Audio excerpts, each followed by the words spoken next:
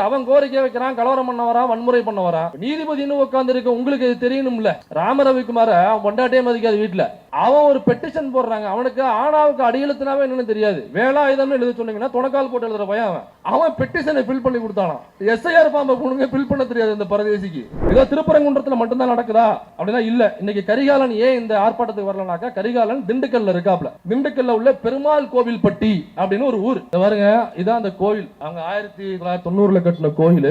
இந்த கல்லு இருக்கு பாருங்க, இந்த கல்லு தாங்க. இது ஏனாவது சாமின்னு சொல்லுவானா தெரியல உங்களுக்கு. கல்லு இந்த கல்ல இந்த கருப்பண்ண சாமி, அதுக்கு கீழே கோயில் இருக்குன்றான் ஒரு சங்கிப்பையர். இந்த கருப்பண்ண சாமின்னு ஒருவேளை இருந்திருந்தால் அது நாட்டார் சைவம், நாட்டார் சாமி, நாட்டார் தெய்வம்னு சொல்லுவாங்க. குல தெய்வம், சிறு தெய்வம், நாட்டார் தெய்வம்னு சொல்லுவாங்க. நாட்டார் தெய்வத்துக்கும் முதல்ல தீபத்துக்குமே சம்பந்தம் கிடையாது. அங்க ஆடு வேணா வெட்டலாம், கோழி வேணா வெட்டலாம். அங்க போய் கார்த்திகை தீபம் ஏத்தணும்னா அங்க உள்ள ஒரு RSS முண்டகலப்ப பெட்டிஷன் போடுறாங்க. எங்க மதுரை பெஞ்சில போடுறான். எதர்ச்சியா அந்த பெட்டிஷன் எதர்ச்சியா GR சுவாமிநாதனுடைய பெஞ்சுக்கு போகுது. இது எல்லாம் எதர்ச்சியா நடக்கிறது தான். உடனடியாக அந்த எழுதி வச்ச எழுதி தீர்ப்பை கையில கொடுக்குறாரு. உடனே கிளம்புங்க, முண்டகல பண்ண சாமியை நம்ம காப்பாற்றணும். இப்ப மேட்ரு டிபார்ட்மெண்ட்டுக்கு வருது, கவர்மெண்ட்டுக்கு வருது. திருப்பரங்குன்றத்துல எப்படி ராட் அடிச்சாங்களோ அதே மாதிரி பெருமாள் கோயில் போட்டிலையும் நம்மால ஸ்டாலின் அவர்கள், தம்பி வாங்க, ஏற்கனவே ரிவிட்டு நிறைய இருக்கு, 2 இடத்துல போய் சொருவங்கன்னு சொல்லி விட்டாரு அவரு. அங்க போலீஸ் அனுப்பி, கலெக்டர் அனுப்பி 144. இப்ப அங்க திருப்பரங்குன்றத்துக்கு போன அதே GR சுவாமிநாதன் இங்கேயும் போய் பார்த்து போட்டோ பார்த்தாலே தெரியுது. நேரில் போயிட்டு ஊர்ல இந்த மாதிரி அங்க என்னவோ தெரியல, கல்ல பார்த்தா காண்டாயிடுறாப்ல, நம்மால கல்ல பார்த்தா வெறியாயிடுறாப்ல. உடனடியா அதுக்கு மாலை போட்டு அங்க ஒரு தீபத்தை ஏத்தணும் அப்படின்னு உடல் ரொம்ப எரிச்சல் ஆயிடுறாப்ல கல்ல பார்த்தாக்க. அதனால இப்ப தமிழ்நாடு அரசாங்கத்துல நம்ம ஒரு கோரிக்கை வைக்கிறோம், இந்த கிலோமீட்டர் போட்டு எங்கெங்கெல்லாம் கல்லு இருக்கு அங்கெல்லாம் போலீஸ் நிப்பாட்டிருங்க. ஏன்னாக்க GR சாமனை கடந்து போகும்போது பார்த்தாருனாக்க வெறியாயிடுவாரு. தண்ணியில கண்டன்னு சொல்லுவாங்க, அந்த மாதிரி ஒரு கல்லுல கண்டம் போட்டுருக்கு எங்க. அதனால இங்க அந்த கல்லை தேசி படுக்க வச்சிருங்க. இல்லைனாக்க அதுக்கு பக்கத்துல ஒரு தீபம் ஏத்தணும்ட்டு உடனே தீர்ப்பு கொடுத்துருவாங்க. ஏன்னா நம்ம ஆர்ப்பாட்டம் பண்றதுக்கு ஒரே ஒரு இடம் தான் இருக்கு. அதனால இந்த இடத்துல நம்ம காப்பாத்தி ஆகணும். இப்ப என்ன சொல்றாங்கன்னாக்கா, அங்க உள்ள கிறிஸ்தவ வன்னியர்களுக்கும் இந்து வன்னியருக்கும் இடையே கலவரத்தை தூண்டுகிற வேலையை இந்த தீர்ப்பு செஞ்சிருக்கு. அல்ல எப்படியாப்பட்ட GR சுவாமிநாதன் அவர்களை பதவி விலக வேண்டும் என்பதை தாண்டி இவரை தண்டிக்க வேண்டும், சட்டம் தண்டிக்க வேண்டும். மத கலவரத்தை தூண்டும் GRSS சுவாமிநாதனே பதவி விலகு. GR சுவாமிநாதனே பதவி விலகு. வந்திருக்கிற தோழர்கள் அனைவருக்கும் வணக்கம். இது உங்களுக்கே தெரிஞ்சிருக்கும், திருப்பரங்குன்றத்துல அது அளந்து போட்ட கல்லு தான் அப்படிங்கிறது நிறைய பேர் பேசிட்டாங்க.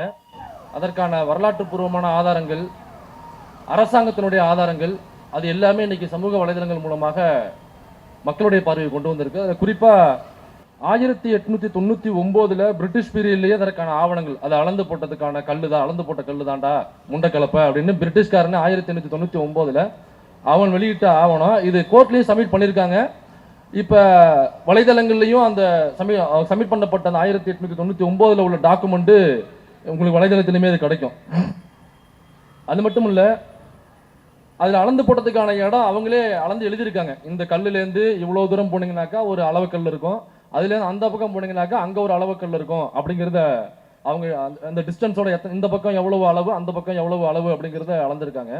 அந்த நீங்க கூகுள் மேப் இருக்கு பாத்தீங்களா, அதுல அந்த அளவையை நீங்களே செக் பண்ணிக்கலாம். அப்படி அளந்துதான் செக் பண்ணி பார்த்தோம்னாக்கா கரெக்டா அந்த அளவு இருக்கு. அந்த கல்லுகிட்ட போய் நிக்குது அவங்க சொன்ன இடத்துல இருந்து. அந்த மேப்ல நம்ம செக் பண்ணதும் சோசியல் மீடியால ஸ்ப்ரெட் ஆகிட்டு இருக்கு, அதுலயும் வைரல் ஆயிருக்கு. அதனால அது அளவக்கல்லு தான் அப்படிங்கிறது நீங்க மக்கள் மத்தியில எக்ஸ்போஸ் ஆயிருச்சு. ஆனா இதெல்லாம் GR சுவாமிநாதனுக்கோ RSS சார்ந்த நபர்களுக்கோ இதெல்லாம் அவங்களுக்கு தேவை கிடையாது. அது அளவைக்கல்லு தான் அப்படிங்கிறத எதிராளிகள் கண்டுபிடிச்சிருவாங்க அப்படிங்கிறது கூட தெரியாம அவங்க இதை பண்ணல. அளவைக்கல்லு தான், அதுலதான் விளக்கேத்தணும் அப்படின்னு தான் அந்த தீர்ப்புல அவர் சொல்ல வர காரணமாக நம்ம பார்க்க முடியுது. அளவைக்கல்லு தான், ஆனா அங்கதான் ஏத்தணும். அப்ப அதை வழக்கமாக அங்கதான் ஏத்துறாங்க அப்படிங்கிற பொய்யை சொல்லி கொண்டு வராங்க. இப்ப என்ன வளமையாக அங்க ஏற்றுகிற இடம் அப்படிங்கிற ஒரு விஷயத்தை எடுத்துக்கிறாங்க. நாங்க பாரம்பரியமா பண்பாடாக வளமையாக நாங்கள் இந்துக்கள் அங்க தீபம் ஏத்துற இடம் அப்படின்னு சொல்றாங்க. சரி, இப்ப வளமையாக அப்படின்னா இப்ப வளமைக்குள்ளேயே நம்ம போயிடுவோம். அது அளவுக்கல்லு அப்படிங்கிறதுல தெரியுங்கிறது ஒரு பக்கம் இருந்தாலும் நம்ம வளமைக்குள்ளவே போயிடும். இப்ப முருகனுடைய வழிபாடு அப்படிங்கிறது முருகாற்றுப்படையில வளமையா என்ன சொல்லியிருக்காங்க, எப்படி வழிபடணும், சக்கரை பொங்கலும் புளியோதரையும் வச்சு வழிபடணும்னு முருகாற்றுப்படையில எழுதியிருக்கா? இல்ல. ஆட்டு ரத்தத்தையும் கோழி ரத்தத்தையும் அறுத்து அதை சோத்துல விட்டு அதை பிணைஞ்சு அதை தான் முருகனுக்கு படைக்க வேண்டும் என்று முருகாற்றுப்படையில் எழுதியிருக்கு. நாம சொல்லல. இது பெரியாரோ அம்பேத்கரோ அல்லது மருதையன் தோழரோ உட்காந்துட்டு இது எழுதல. இது முருகாற்றுப்படையில எழுதியிருக்கு. முருகனை எவ்வாறு வழிபடுவது அப்படிங்கிற முறையில இது வருது. அப்ப வழமையாக பாருங்க, முருகாற்றுப்படையில இதை பற்றின குறிப்புகள் இருக்கு. அதனால எல்லா முருக கோயிலையும் வழக்கமாக வளமையாக அப்படின்னு சொல்லிட்டு ஆட்டையும் கோழியும் நம்ம எடுத்துட்டு போடுவோமா? இதற்கு ஜிஆர் சுவாமிநாதன் அலோவ் பண்ணுவாரா? சரி, வளமையாவே போவோம். பழனியில் உள்ள முருகன் கோவில் வழமையா அங்கு அர்ச்சகராக யார் இருந்தது? பார்ப்பனர்கள் தான் அங்கு வழமையாக அர்ச்சகராக இருந்தார்களா? இல்ல, பண்டாரங்கள் என்று சொல்லப்படுபவர்கள் தான் பழனி கோயிலில் வழமையாக அர்ச்சகராக இருந்தார்கள். அப்ப எந்த காலத்துல பண்டாரங்களை வெளியேற்றி விட்டு பார்ப்பனர்களை உள்ளே கொண்டு வராங்கனாக்கா ஒரு நாயக்கர் ஆட்சியில தான் அது நடக்குது. அந்த நாயக்கர் ஆட்சியில அவருடைய அமைச்சராக ஒரு பார்ப்பனர் இருக்காரு. அப்ப அந்த பழனி கோயிலுக்கு அவர் போறாரு. போகும்பொழுது பண்டாரங்கள் தான் அங்க அர்ச்சகராக, முழு நிர்வாகமும் அங்க பண்டாரங்கள் கையில் தான் இருக்கு. அப்ப பண்டாரங்கள் அர்ச்சனை செய்து துண்ணூரை கொண்டாந்து கொடுக்கும் பொழுது நான் பாப்பான், நீ ஒரு பண்டாரம், உன் கையில நான் துண்ணூறு வாங்குறதா? நீ அர்ச்சனை பண்ணி எனக்கு விபூதி கொடுப்பியா அப்படின்னு சொல்லி அன்னைக்கு நாயக்கர்கிட்ட சொல்லி அங்க பண்டாரங்களை எல்லோரையும் வெளியேற்றி விட்டு அதுக்கப்புறம் பார்ப்பனர்களை உள்ளேற்றினாங்க. அப்ப வழமையாக அப்படிங்கிறத நம்ம கொண்டு போவோம். பாருங்க, வழமையாக முருகனை தொட்டு வழிபட்டு அர்ச்சனை செய்தது பண்டாரங்கள். இன்னைக்கு அர்ச்சகர்கள் உள்ள போனது எங்களுடைய வளமை கெட்டு போச்சு, இந்துக்களுடைய உரிமை பறிபோகுது. அப்ப பார்ப்பனர்களை வெளியேற்றிட்டு வடமையா இருந்த அந்த பண்டாரங்களை உள்ள விடுங்க அப்படின்னு போயிடலாமா? ஏன்னா வடமை தானே நீங்க சொல்றீங்க, வடமையா இருக்கிறத அப்படியே ஃபாலோ பண்ணணும். சதி என்னும் உடன்கட்டை ஏறுதல் வடமையான ஒண்ணுதான். சதி என்னும் உடன்கட்டை ஏறுதல் பண்ணிடலாமா? பார்ப்பனர்கள் வீட்டில் புருஷன் செத்து போயிட்டாக்கா அந்த வீட்டில் உள்ள பொண்ணு 2ஆம் திருமணம் பண்ணக்கூடாது. மொட்டை அடிச்சு மொட்டை பாப்பாத்தின்னு ஊரில் உட்கார வச்சிருவாங்க. சின்ன பிள்ளையில ஊரில் குழந்தைங்க கிட்ட பாட்டே போடுவாங்க, மொட்டை பாப்பாத்தி கடைக்கு போனாலாம் அப்படின்னு சொல்லிட்டு ஒரு பாட்டே வரும். இப்போ மொட்டை பாப்பாத்திங்கிறது வளமையாக இருந்தது தானே, பண்ணிடலாமா? இனிமேல் பார்ப்பனர்கள் வீட்டில் யாராவது கணவன்மார்கள் இறந்து போயிட்டாங்கனாக்கா அந்த மனைவிகள் 2ஆம் திருமணம் செய்யக்கூடாது அப்படின்னு சொல்லிடலாமா? இப்போ கூட நம்ம ஸ்ரீகாந்த் ஒரு கிரிக்கெட் பிளேயர் இருந்தார்ல, அவருடைய பையனுக்கு அந்த பெண்ணுக்கு 2ஆம் திருமணம். அந்த பையனுக்கு ஃபர்ஸ்டா செகண்டான்னு தெரியல, செகண்டா, அவருக்கு 2ஆம் திருமணம் தான். அவருக்கு 2ஆம் திருமணம் தான். இந்த சம்யுக்தான் நடிகை அவங்கள தான் கல்யாணம் பண்ணியிருக்காங்க. அவங்களும் பார்ப்பன சமூகத்தை சார்ந்தவங்க. அவங்களுக்கு 2ஆம் திருமணம் தான். இது எப்படி அலோவ் பண்ணுதுன்னா 2ஆம் திருமணத்திற்கு மந்திரமே கிடையாதுன்னு சொல்லுது வேதம். மந்திரமே கிடையாது, அப்புறம் எப்படி 2ஆம் திருமணம் பண்றீங்க? அப்ப இல்லைங்க ஸ்ரீகாந்த் ஃபேமிலியை ஒட்டுமொத்தமா பார்ட்னர் சமூகம் கிடையாதுன்னு ஜாதி துஷ்பிரயோகம் பண்ணிடலாமா? ஜாதி விளக்கம் பண்ணிடலாமா? எப்படி இவங்க அந்த கணித இவர் நம்ம ராமானுஜரை எப்படி ஜாதியிலேருந்து வெளியேற்றினாங்களோ அதே மாதிரி ஸ்ரீகாந்த் இனிமே அவாள் கிடையாது, ஸ்ரீகாந்த் பையன் பார்ப்பனர் கிடையாது, சம்யுக்தா ஃபேமிலி பார்ப்பனர் கிடையாதுன்னு சொல்லிட்டு அவங்க எல்லாரையும் பார்ப்பனர் சமூகத்திலேருந்து வெளியேற்றலாமா? பூணில கழட்டி வச்சிருங்க, பார்ப்பனர் சமூகத்தை உங்களுக்கு சம்மந்தம் இனிமேல் சம்பந்தம் கிடையாது, அவங்கள அவளை ஒத்தி வச்சிருங்க, அவங்க கூட யாரும் அண்ணன் தண்ணி புழங்க கூடாது, அவளுக்கு யாரும் சக்கரை பொங்கல் தரக்கூடாது, அவளுக்கு யாரும் தயிர் சாதம் அனுப்பாதே சொல்லிடலாமா? சமீபத்தில் பிஜேபியினுடைய மாநில தலைவர் நயினார் நாகேந்திரன் சொல்றாரு, திருப்பரங்குன்றத்தை நாங்கள் அயோத்தியாக மாற்றியே தீருவோம்னு சொல்றாரு. இப்ப பக்தர்கள் கேட்கிறாங்க மேல போய் விளக்கேற்றணும்னாக்கா தாராளமாக விளக்கேற்றலாம். விளக்கேற்றுவதற்கான இடம், தீபம் ஏற்றுவதற்கான இடம் அப்படிங்கிறது இருக்கு. முச்சுப்பிள்ளையார் கோயில்ல அங்க மேல உள்ள உச்சிப்பிள்ளையார் கோயில் வாசல்ல அது நடக்குது. இந்த வருஷமும் அங்கதான் விளக்கேற்றினாங்க, தீபம் ஏத்துனாங்க. அப்ப நீ உண்மையிலேயே உனக்கு கடவுள் நம்பிக்கையின்பால் தான் அதை கேட்கிறனாக்கா ஏத்துறாங்களே, உச்சிப்பிள்ளையார் கோயில் வாசல்ல ஏத்துறாங்கல்ல, அங்க போய் கும்பிட்டு நீ பாட்டுக்கு போக வேண்டியதானே? கடவுள் நம்பிக்கை உள்ள அதாங்க பண்ணுவாங்க. எங்க தீபம் ஏத்துறாங்களோ அவங்க கும்பிடுவாங்க, துண்ணூரையோ குங்குமத்தையோ வாங்கி பூசி பட்டையோ நாம போட்டு அவங்க போயிட்டே இருப்பாங்க. கலவரம் பண்ண துடிக்கிற நபர்கள் தான் நாங்க அங்க ஏத்த மாட்டோம், தர்காவுக்கு பக்கத்துல தான் ஏத்துவோம், நாங்க அங்க ஏத்த மாட்டோம், மசூதிக்கு பக்கத்துல தான் ஏத்துவோம், நாங்க அங்க ஏத்த மாட்டோம், நாங்க கிறிஸ்தவ தேவாலயங்களுக்கு பக்கத்துல தான் ஏத்துவோம் அப்படின்னு இந்த கலவரம் பண்ண துடிக்கிற நபர்கள் தான் நாங்க ஏத்துறதுக்கான கோரிக்கை வைப்பாங்க. சரி, அவன் கோரிக்கை வைக்கிறான், கலவரம் பண்ண வரான், வன்முறை பண்ண வரான். நீதிபதினு உட்கார்ந்து இருக்க உங்களுக்கு இது தெரியணும்ல, யாரு கொண்டு எனக்கு எல்லா வழக்கையும் வாதம் பிரதிவாதத்தை மட்டுமே வச்சு தீர்ப்பு எழுத மாட்டாங்க. அங்க என்ன பண்ணுவாங்கன்னாக்கா அதுல இன்டென்ஷன் இருக்கான்னு பார்ப்பாங்க. என்ன இன்டென்ஷனோட வர்றாரு, இல்லைங்க இது அரசியல் உள்நோக்கத்தோட நீங்க போட்டிருக்கீங்க, அதனால அவர் மீது தவறு இருந்தாலும் அரசியல் உள்நோக்கத்தோட தான் நீங்க போட்டிருக்கீங்க, அவரை தண்டிக்கணும், அவரை வழி செய்யணும், அவரை சரிப்படுத்தணுங்கிறதுக்காக நீங்க வரல, அதனால உங்களோட உள்நோக்கம் தவறு அப்படின்னு சொல்லிட்டு சில கேஸை டிஸ்மிஸ் பண்ணுவாங்க. அப்ப இதுல வழக்கு போட்டவனுடைய உள்நோக்கம் என்னன்னு பார்க்கணும்ல. ராம ரவிக்குமார பொண்டாட்டியே மதிக்காது வீட்டுல, பொண்டாட்டியே மதிக்காத ராம ரவிக்குமார வீட்டுல அவன் ஒரு பெட்டிஷன் போடுறாங்க. அவனுக்கு ஆணாவுக்கு அடியெழுத்தினாவே என்னன்னு தெரியாது, வேலாயுதம்னு எழுத சொன்னீங்கன்னா துணைக்கால் போட்டு எழுதுற பையன் அவன். அவன் பெட்டிஷனை ஃபில் பண்ணி கொடுத்தானான். எஸ்ஐஆர் பாம்பை பொண்ணுங்க ஃபில் பண்ண தெரியாது இந்த பரதேசிக்கு. அவன் தற்கொலை கை நாட்டுவன். அவர் உட்காந்து பெட்டிஷன் போட்டு அவர் பக்திமானா, கடவுள் நம்பிக்கையாளரா, இது கடவுளுடைய உரிமை. ஏன்னா கடவுளுக்கு தேவைனாக்கா அவரோட உரிமையை அவர் வாங்கிக்கிறாரா? நீ என்ன கடவுளை விட பெரிய சக்தி படைச்சவனா?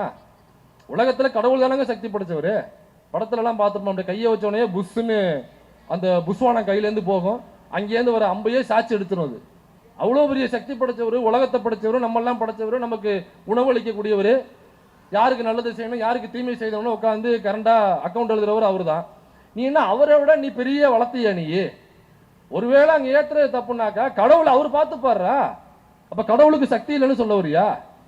பாருங்க இந்துக்களே, திருப்பரங்குன்ற மலையில உள்ள முருகனுக்கும் அங்க உள்ள சிவனுக்கும் அங்க உள்ள பிள்ளையாருக்கும் சக்தியே கிடையாதுன்னு ராம ரவிக்குமாரும் ஜி.ஆர். சாமிநாதனும் சொல்றாங்க, நாம சொல்லல. ஒருவேளை தப்பா இருந்தாக்கா கடவுள் தண்டிக்க போறாரு. உனக்கு என்னப்பா பிரச்சனை? அதுல இப்ப இதுல ஏதோ திருப்பரங்குன்றத்துல நடந்துகிட்டு இருக்கு, வந்துச்சு, நம்ம அரசாங்கம் வந்து முன்னாடி நின்று தடுத்துருச்சு. நீ நீதிமன்றத்துக்கே போனாலும், நீ தீர்ப்பையே வாங்கினாலும், நீதிபதியே அந்த பக்கம் நின்னாலும், நீ வந்து சிஐஎஸ்எஃப் வீரர்களே கூட்டு வந்தாலும், டே தமிழ்நாடு அரசாங்கம் இந்த முதலமைச்சர் நான் நின்று இந்த மணற்கால் தடுப்பேன் என்று சொல்லி தடுத்திருக்கிறாங்க. அதனால இந்த அரசாங்கத்துக்கு நம்ம நன்றி சொல்ல வேண்டிய கடமை இருக்கு. நம்ம இந்த தமிழ்நாடு அரசாங்கத்திற்கும் சிஎம் ஸ்டாலின் அவர்களுக்கும் இந்த கூட்டத்தின் வாயிலாக நம்ம நன்றி சொல்லிக்கிறோம். இப்ப அது மட்டும் இல்ல, ஏதோ திருப்பரங்குன்றத்துல மட்டும்தான் நடக்குதா அப்படின்னா இல்ல. இன்னைக்கு கரிகாலன் ஏன் இந்த ஆர்ப்பாட்டத்துக்கு வரலனாக்கா, கரிகாலன் திண்டுக்கல்ல இருக்காப்ல. திண்டுக்கல்ல உள்ள பெருமாள் கோவில்பட்டி அப்படின்னு ஒரு ஊர்.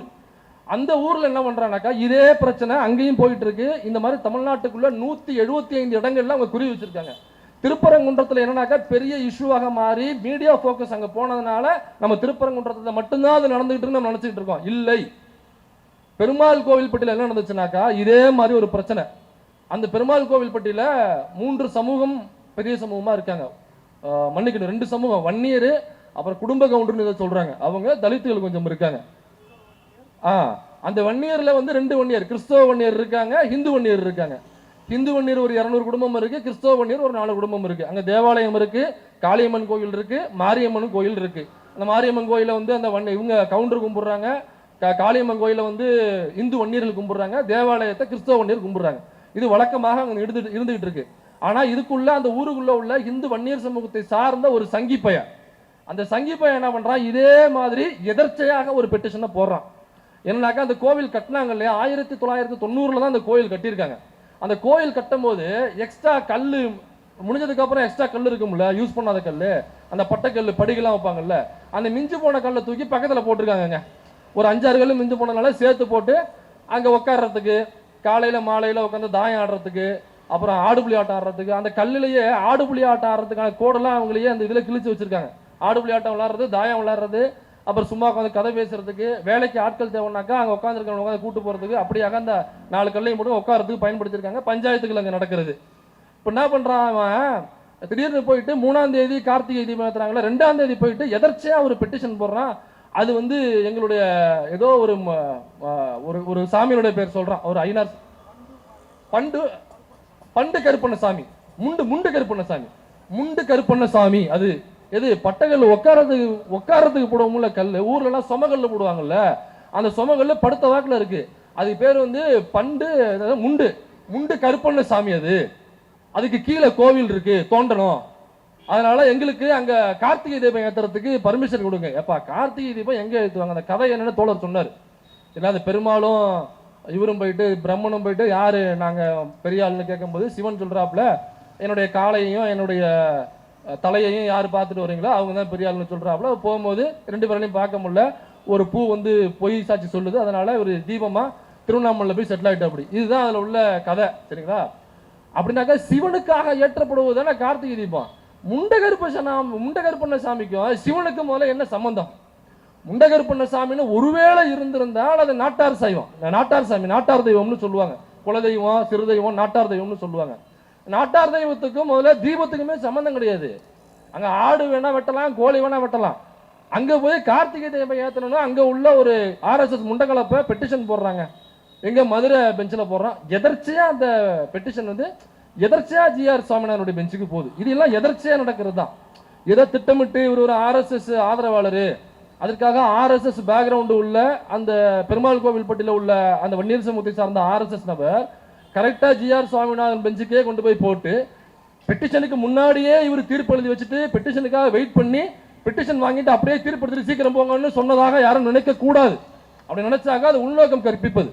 அப்படி கிடையாது, அப்படி நடக்கல. எதர்ச்சியா எதர்ச்சியா கொடுக்குறாரு, எதர்ச்சியா ஒரு பெஞ்சுக்கு போது எதர்ச்சியா பார்த்துட்டு என்னங்க இந்துக்களுடைய உரிமை பாதிக்கப்படுது, விளக்கேற்ற வேண்டாமாங்க பாருங்க, முண்டகர் பண்ண சாமி எங்க கோவில் இருக்கு அப்படின்னு சொல்லிட்டு உடனடியாக அந்த எழுதி வச்ச இது எழுதி தீர்ப்பை கையில கொடுக்குறாரு. உடனடியே நைட்டு உடனே கிளம்புங்க, இந்துக்களுடைய உரிமை முண்டகலை பண்ண சாமியை நம்ம காப்பாற்றணும், உடனடியா போங்கன்றாரு. இப்போ மேட்ரு டிபார்ட்மெண்ட்டுக்கு வருது, கவர்மெண்ட்டுக்கு வருது. திருப்பரங்குன்றத்துல எப்படி ராட் அடிச்சாங்களோ அதே மாதிரி பெருமாள் கோயில் போட்டிலையும் நம்மளால ஸ்டாலின் அவர்கள் தம்பி வாங்க, ஏற்கனவே ரிவிட்டு நிறைய இருக்கு, 2 இடத்துல போய் சொருவோம்னு சொல்லிவிட்டாரு அவரு. அங்க போலீஸ் அனுப்பி கலெக்டர் அனுப்பி 144 அந்த இடம் என்னன்னாக்கா இந்த அவ்வளவுதாங்க இருக்கு, அது கல்லு உள்ள இடம் மட்டும்தான். இப்ப என்ன பண்ணாங்க, அந்த கல்லு உள்ள இடத்தை மட்டும் பேரிகார்ட்ஸ் போட்டு அதை கவர்மெண்டோட கட்டுப்பாட்டுல ஏப்பா நீங்களும் வரக்கூடாது, இனிமே அது அரசாங்கத்துக்கு சொந்தமானது அப்படின்னு இந்த இடம் போட்டாங்க. அந்த இடத்தை காமிக்கிற பாருங்க.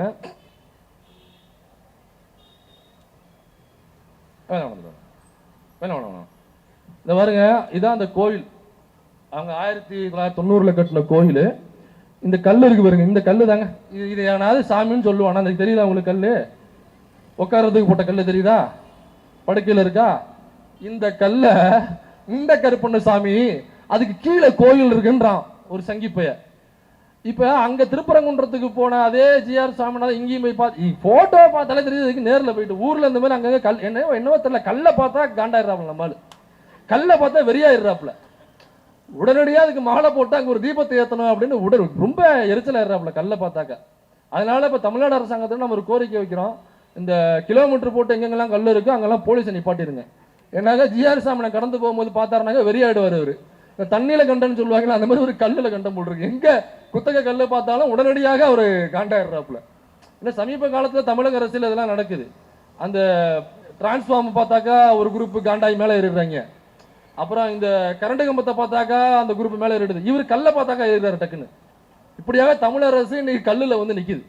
அதனால இது கரிகாலன் இந்த மேட்டரை கவர் பண்ண தான் போயிருக்காப்புல. காலையில போன் பண்ணி இந்த தகவல்லாம் சொன்னாப்புல, இதை பத்தின முழு வீடியோவை போட்டிருக்காங்க. இப்போ இதை பிளாக் பண்ணி அவங்க போட்டாங்க, அங்க காடு மண்டி போச்சு இப்ப அந்த இடம் மட்டும். இப்ப என்ன சொல்றாங்கன்னாக்கா அங்க உள்ள கிறிஸ்தவ வன்னியர்களுக்கும் ஹிந்து வன்னியருக்கும் இடையே கலவரத்தை தூண்டுகிற வேலையை இந்த தீர்ப்பு செஞ்சிருக்கு. யாரு? ஜிஆர் சாமிநாதன் அவர்களுக்கு கொடுத்த அந்த தீர்ப்பு இருக்கு இல்லைங்களா.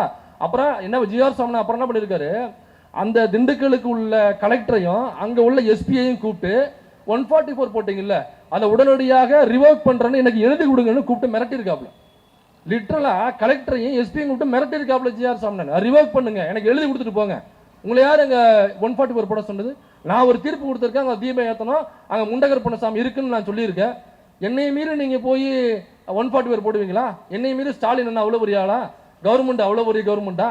போலீஸ் டிபார்ட்மெண்ட்ல என்ன வேணாலும் பண்ணுவீங்களா அப்படின்னு ஜிஆர் சுவாமிநாதன் யோசிச்சு பாருங்க.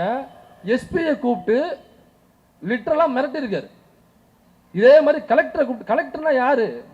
ஒரு மாவட்டத்தினுடைய முதல்வர் அவர். சொல்ல போனா ஒரு மாவட்டத்துக்கான நீதிபதி, ஒரு மாவட்டத்துக்கான முதல்வர் அவர் தான் கலெக்டர். நம்ம சின்ன பிள்ளைல கேட்பாங்க என்ன படிக்க போறீங்கன்னா கலெக்டர்னு சொல்லுவோம், அது படிக்க மாட்டாங்கிறது வேற விஷயம் வச்சுங்களேன். நான் கலெக்டருக்கு என்னக்கா திரைப்படங்கள்ல நேரில் பார்க்குறோம், எதா இருந்தாலும் அப்போ வந்து ப்ராப்பரா இவர்கிட்ட போய் அவர்கிட்ட போகணும்லாம் கிடையாது. ஒரு படத்துல காமிச்சா கூட மனுவை கொண்டு போய் கலெக்டருக்கு தான் கொடுப்பாங்க, நேராக கலெக்டர் கொண்டு கொடுக்கணும்பா, நேராக அவர்கிட்ட கொடுத்தா சால்வ் ஆகிடும் அப்படின்னு நினைப்பாங்க. அப்ப எல்லாருக்குமே என்னன்னாக்கா சின்ன பிள்ளையில இருந்து கலெக்டர்னாக்கா ஒரு பெரிய பதவி, ஐஏஎஸ் பதவிங்கிறது, அந்த பதவியை நம்ம அடையணுங்கிற ஒரு ஆவல் நம்ம கிட்ட இருக்கும். அப்ப எவ்வளவு பெரிய பதவி அது? அப்படியாப்பட்ட ஐஏஎஸ் லிட்டரலா கூப்பிட்டு மிரட்டி இருக்காப்ல. ஐஏஎஸ் படிச்சாலும் அவங்க வீட்டு வேலைக்காரன் நினைச்சிங்களா? இல்ல எஸ்பி படிச்சுட்டு வந்து எஸ்பி ஆகும் டிஎஸ்பி ஆகும் உட்காந்துருக்கவங்க எல்லாம் கூப்பிட்ட குரலுக்கு ஓடு வர்ற உங்க வீட்டுல வேலை செய்யற வேலைக்காரன் நினைச்சிட்டு இருக்கீங்க. உங்க தோட்டத்து வேலைக்காரரு, வீட்டு செய்யற வேலைக்காரரு கூப்பிட்ட குரலுக்கு ஓடி வரணும். அரசாங்கத்தினுடைய மக்களுடைய பிரதிநிதிகள் அவங்க எல்லாம் மக்களுக்காக வேலை செய்யறவங்க. ஒரு கலவரத்தை தூண்டுறதுக்கான ஒரு தீர்ப்பை கொடுத்துட்டு அந்த தீர்ப்பை நடைமுறைப்படுத்தக்கூடாது, ஏன்னாக்கா கலவரம் வரும். ஹிந்து முஸ்லீம் கலவரம் மட்டுமல்ல, இதுல நல்லா கவனிக்க வேண்டியது என்னக்கா, ஏதோ ஹிந்து முஸ்லீம் பிரச்சனையை உண்டு பண்றதுதான் ஆர்எஸ்எஸ் வேலை, பிஜேபி வேலை நம்ம நினைச்சிட்டு இருக்கோம். நீங்க பெருமாள் கோயில் பட்டியல் எடுத்து பாருங்க, ஒரே ஜாதிக்குள்ள கலவரத்தை தூண்டுறதுக்கான வேலையை பார்த்திருக்காரு. வன்னியர்களுக்குள்ளேயே ஹிந்து வன்னியர், கிறிஸ்டியன் வன்னியர். இந்த கிறிஸ்டியனாக இருந்தாலும் அவங்க வன்னியரா தான் நடந்துப்பாங்க. அவங்க கிறிஸ்துவராக ஆலயத்துக்கு போவாங்க, வழிபடுதல் சிலுவை ஒண்ணா போட்டுப்பாங்க. கேட்டீங்கன்னாக்கா வன்னியர் தான் சொல்லுவாங்க அவங்க. அப்ப ஒரு கிறிஸ்தவ வன்னியரோட வன்னியரா தான் ஃபீல் பண்ணுவாங்க. அப்ப அந்த ஊர்ல என்ன வேலையை பார்த்திருக்காருன்னா ஜிஆர் சுவாமிநாதன் வன்னியர்களுக்குள்ளேயே வெட்டி கொண்டு குத்தி கொண்டு சாகக்கூடிய ஒரு தீர்ப்பை கொடுத்திருக்காரு. இப்ப மத கலவரத்தை தாண்டி ஜாதி கலவரம்னாக வேற வேற ஜாதி இல்ல, வன்னியர்களுக்குள்ளேயே கலவரத்தை தூண்டுகிற வேலையை, வன்னியர்களை வைத்தே அதை செயல்படுத்துகிற வேலையை, அதன் மூலமாக ஒரு கலவரத்தை தூண்டுகிற வேலையா ஜிஆர் சாமிநாதன் பார்த்திருக்காரு. அதனால ஏதோ அது முஸ்லீம் பிரச்சனை இல்ல, இந்த ஊர்ல வன்னியர் பிரச்சனை, அது பெருமாள் கோயில்பட்டியில வன்னியர்களுக்கான பிரச்சனை. அது சொந்த அண்ணன் தம்பிங்க. இதுல இருந்து மாறினவங்க இந்த ஹிந்து வன்னியர்ல இருந்து கிறிஸ்டின் வன்னியரா மாறி இருக்காங்க. எல்லாமே சொந்தக்காரவங்க தான். அவங்க பெரியப்பா இங்க இருக்காரு, இவங்க அவங்க வீட்டுல பொண்ணு கட்டி கொடுத்துருக்காங்க. இன்னமும் அந்த கிறிஸ்டியன் ஹிந்துக்குள்ள வன்னியர்களுக்குள்ள பொண்ணு கொடுத்து பொண்ணு எடுக்கிறது பழக்கமாவே இருக்கு. அவங்க யாரும் தடுக்கலாம் இல்ல. வன்னியருங்கிற முறையில அவங்க முறையா இருக்காங்க. இவங்க உள்ள மாமா அங்க இருக்காரு, அங்க உள்ள சித்தப்பா இங்க இருக்காரு. அப்ப இந்த மாம சித்தப்பா உறவு முறைக்குள்ளேயே வெட்டிக்கிட்டு குத்தி கொண்டு சாகுற ஒரு வேலையை ஜிஆர் சுவாமிநாதனுடைய தீர்ப்பு கொடுத்திருக்கு. ஆனா அந்த தீர்ப்பை நடைமுறைப்படுத்தாமல் அந்த வன்னியர் சமூகத்துக்குள்ளேயே கலவரம் வராமல் இந்த அரசாங்கம் தடுத்திருக்கு. அதனால இப்படியாப்பட்ட வேலையை அவர் தமிழ்நாடு முழுக்க செஞ்சுக்கிட்டு இருக்காரு. அவருக்கு பக்கத்து ஊர்ல இன்னொரு ஊர்ல அந்த மேட்டர் இன்னைக்கு கவர் பண்ண போயிருக்காரு கரிகாலன். அநேகமா ஈவினிங்குள்ள அந்த வீடியோ வரும்னு நினைக்கிறேன். ஏதோ அங்க கல்ல பார்த்துருப்பார் போல் இருக்கு. நமக்கு கல்லை பார்த்தாக்கா இல்ல கரண்ட் மரத்தை பார்த்தாக்கா எது போய் நிற்குன்னு நமக்கு தெரியும், அது வேற. ஆனா இவரு ஏன் கரண்ட் மரத்தை கல்லை பார்த்தா காண்டா வராரு நமக்கு தெரியல. அதனால இங்க அந்த கல்லை தயவுசெய்து படுக்க வச்சிருங்க. இல்லைனாக்கா அதுக்கு பக்கத்துல ஒரு தீபம் ஏற்றணும்ட்டு உடனே தீர்ப்பு கொடுத்துருவாங்க. ஏன்னா நம்ம ஆர்ப்பாட்டம் பண்றதுக்கு ஒரே ஒரு இடம் தான் இருக்கு. அதனால இந்த இடத்துல நம்ம காப்பாற்றி ஆகணும். அதில் இப்படியாப்பட்ட ஜிஆர் சுவாமிநாதன் அவர்களை பதவி விலக வேண்டும் என்பதை தாண்டி இவரை தண்டிக்க வேண்டும், சட்டம் தண்டிக்க வேண்டும். ஏன்னா சட்டத்தை காப்பாற்றுகிற இடத்துல போலீஸ் இருக்காங்க, நீதிமன்றம் மட்டும் இல்ல, நீதிபதிகள் மட்டும் இல்ல, காவல்துறையும் சட்டத்தை பாதுகாக்கிற இடத்துல தான் இருக்காங்க அவங்க. அப்ப அந்த சட்டத்தை பாதுகாக்கிற காவல்துறை ஒருவேளை சில வழக்கில் தவறு செய்தால், கண்ணகி முருகேசனுடைய அந்த ஆணவ படுகொலையில அந்த இன்ஸ்பெக்டர் சப் இன்ஸ்பெக்டர் 2 பேரும் பொய் எஃப்ஐஆர் போட்டாங்க, நிரூபிக்கப்பட்டு அவங்க 2 பேரும் உள்ள இருக்காங்க. அவங்க மட்டும் இல்ல, எஸ்பி டிஎஸ்பி கடஸ்ல உள்ளவங்க கூட சில மாநிலங்கள்ல ஜெயிலுக்குள்ள இருக்காங்க, தவறு செஞ்சுட்டாங்க அப்படின்னு. அது தவறா இல்லையாங்கிறது வேற. ஆனா அவர்களை தண்டிக்கிற சட்டம் இருக்கிறது, தண்டிப்பும் செய்திருக்கிறார்கள். அப்படின்னாக்கா நீதிபதிகள் மட்டும் வானத்திலிருந்து பொழந்துகிட்டு குதிச்சவங்களா, இல்ல பூமியை பொழந்துகிட்டு கீழே இருந்து அந்த ராமர் வந்தாருன்னு சொல்லுவாங்களே, அந்த பாபர் மசூதியில ராமர் மண்ணுக்குள்ள இருந்து பொழந்துகிட்டு வந்துட்டார், அந்த மாதிரி ஒரு மண்ணுக்குள்ள இருந்து பொழந்துகிட்டு வந்தவர் அந்த நீதிபதி, அவரும் மனுஷன் தானே. அப்ப எப்படி காவல்துறை தவறு செய்தால் இந்த சட்டம் தண்டிக்கக்கூடிய உரிமையை அந்த சட்டத்தை கொடுத்திருக்கிறதோ, அதே போன்று நீதிபதிகள் தொடர்ந்து தவறான கான்ஸ்டிடியூஷனுக்கு எதிரான தீர்ப்புகள் கொடுத்தால் அவரை தண்டிக்கிற சட்டமும் வர வேண்டும். இது அம்பேத்கர் கொண்டு வந்தார். தொடர்ந்து தவறுகள் செய்த கான்ஸ்டிடியூஷனுக்கு எதிராக தீர்ப்புகள் கொடுக்கிற நீதிபதிகளை பதவி விலக்கம் செய்வதற்கான ஒரு மசோதாவை தாக்கல் பண்ணார். ஆனா அப்போதைய நாடாளுமன்றம் அதை ஏத்துக்கல. ஏன் ஏத்துக்கலனா, ஒருவேளை ஏத்துக்கிட்டு இருப்பாங்க. எப்ப ஏத்துக்கிட்டு இருப்பாங்கனாக்கா, இந்த பதவி விலக வேண்டும் என்கிற மசோதா இப்ப திமுக கொண்டு போனாலும் கண்டிப்பாக நிறைவேறாதுங்கிறது நமக்கு தெரியும். ஆனா கொண்டு போகணும், தோல்வி அடைஞ்சிருச்சுங்கிறது வரலாறுல பதிவு செய்யணும். ஏன்னாக்கா இந்த மசோதா எப்ப சட்டமாக மாறும்னா, இந்த நீதிமன்றங்கள்ல பார்ப்பனர்களுடைய ஆதிக்கம் குறைந்து எப்பொழுது பார்ப்பனர் அல்லாதவர்கள் அதிகமாக நீதிபதிகள் இடத்துக்கு செல்கிறார்களோ அன்றைக்கு இந்த நீதிபதிகளை பதவி விலக்கம் செய்ய வேண்டும், நீதிபதிகளை தண்டிக்க வேண்டும் தவறு செய்தால் என்கிற மசோதா சட்டமாக மாறும். எழுதி வச்சுங்க, இது நடக்குதா இல்லைன்னு மட்டும் பார்த்துக்குங்க. அதனால இந்த ஜிஆர்எஸ் சுவாமிநாதன் அவர்கள் பதவி விலக வேண்டும் என்பதை வலியுறுத்தி வாய்ப்பளித்த உங்கள் அனைவருக்கும் நன்றி கூறி அமர்கிறேன். நன்றி, வணக்கம்.